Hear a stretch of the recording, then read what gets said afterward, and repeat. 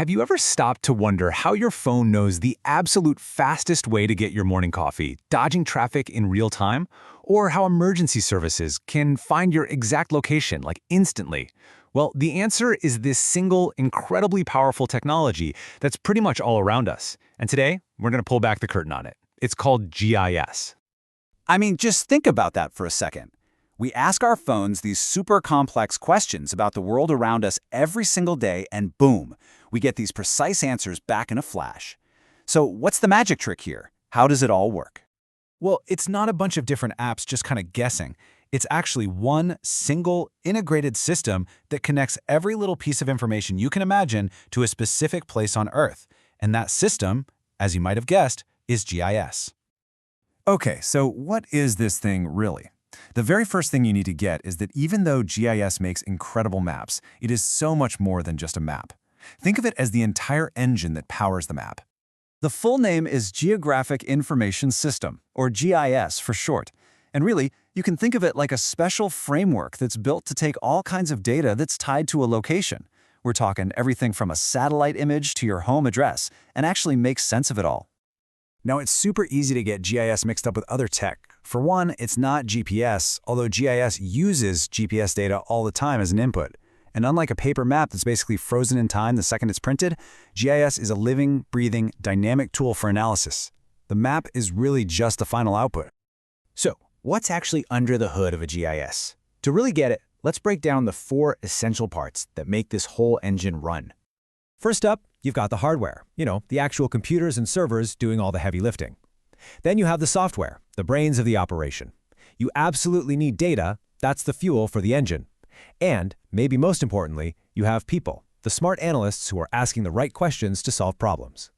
And it's so easy to just focus on the shiny tech. But, as one expert put it, data is the most expensive component of a GIS. And that really drives home just how critical it is to have high-quality, accurate geographic info for the whole system to work. So, how does GIS take all of that incredibly valuable data and organize it to make sense of our world? Well, the core concept is actually super simple, but it's the key that unlocks the true power of this technology. It all boils down to this one idea: layers. Remember those see-through tracing paper sheets from our class? GIS works just like that. Each sheet, or layer, holds one specific type of information, but they all line up perfectly because they share the same geography. You know what? Let's just build a digital world together, right now. We'll start with the foundation, the physical land itself, the hills, the valleys, all the elevation. This is our base map. Okay, now let's lay a new sheet on top of that. This one has all the human infrastructure. We'll add the street grid, property lines, maybe some building outlines. See that? Our world is starting to take shape. And for our last layer, let's add all the natural features. We can map out where the forests are, where the rivers run, different zones for land use. Now we have this rich, complex view of one single place, where each layer adds another piece to the puzzle. And here's the magic. Because every single layer is tied to the exact same geographic space, the system can analyze the relationships between them. This is where GIS stops being just a map maker and starts revealing hidden patterns and insights that would be impossible to see otherwise. All right, so we get the theory, but what can this thing actually do? Let's check out how this technology is solving some seriously critical problems in the real world every single day. In environmental science, GIS is an absolute game changer. Think about a wildfire.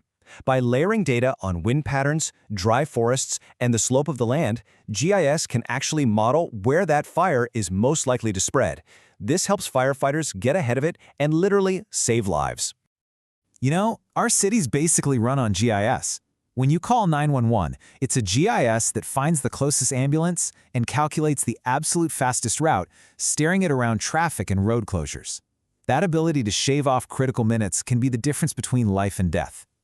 And it's not just for public services. Think about your favorite coffee shop. A company uses GIS to figure out exactly where to build. They layer demographic data, traffic patterns, and even where their competitors are, all to find that perfect sweet spot that guarantees customers. But maybe its most profound impact is in public health. During a disease outbreak, epidemiologists use GIS to map where cases are popping up, identify hotspots, and literally watch how a disease spreads through a community. It helps them predict where it's going next and how to stop it. Okay, I know we've covered a ton of ground here. So let's boil it all down to the 3 main things you should absolutely remember about GIS. First, remember that GIS is a complete system. It's the tech and the people. Second, its real superpower is that it thinks in layers, and that's how it finds hidden connections. And third, it is truly everywhere, an invisible but essential force shaping our modern world. When it comes right down to it, GIS is so much more than a tool for making pretty maps. It's a whole new way of seeing the world, a powerful lens that lets us understand, analyze, and ultimately improve this planet we all share. It really gets it thinking, doesn't it? I mean, if you had the power of GIS at your fingertips, with all the data layers you could possibly imagine, what problem would you want to solve first? Hey, if you enjoyed this explainer and learned something new, do us a huge favor and hit that like button. And of course, subscribe so you don't miss our next one. We'd seriously love to hear from you in the comments. What complex topics should we break down next? Thanks so much for watching.